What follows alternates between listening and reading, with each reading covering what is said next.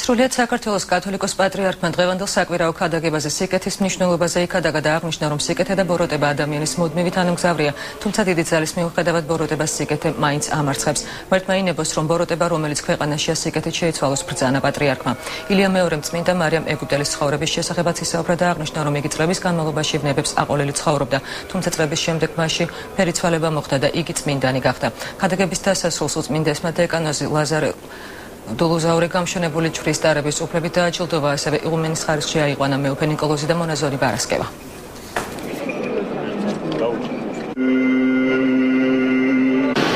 ჩემი მყოფებით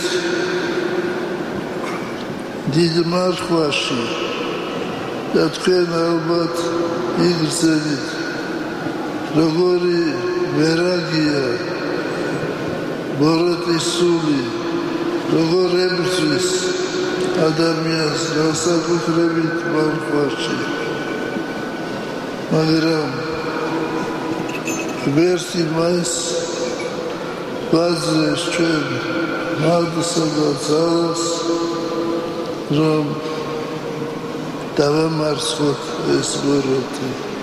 დიდი მარხვის მეხუთე კვირას მართლმადიდებელი ეკლესიაში აღსრულდება ტრადიციულად ღირსი დედა მარიამ ეგვიპტელის ხსენება. მარიამ ეგვიპტელი ყოველი მართლმადიდებელისთვის არის ძალიან ნაცნობი და ახლობელი წმინდანი. მოგეხსენებათ, რომ იგი წლების განმავლობაში ეწეოდა გარყვნილ ამორალურ ცხოვრებას და სასწაულებრივად მოექცა შემდეგში საოცარი სინანულით უფლის გზაზე. მან მთელი თავისი დარჩენილი ცხოვრება გაატარა უდაბნოში და მხოლოდ სიკვდილის წინ ეზიარა მაცხოვრის წმინდა ხორცსა და სისხლს წმინდა მამა ზოსიმე პალესტინელის ხელით. ეკლესიამ საგანგებოდ დაადგინა მარიამ ეგვიპტელის ხსენება მარხვის მიწურულს, რათა ყოველი ქრისტიანი ხდებოდეს. რატომ მარხულობთ ჩვენ? მარხულობთ იმიტომ, რომ სინანული ერთ-ერთი აუცილებელი გზა არის ცხოვრებისათვის.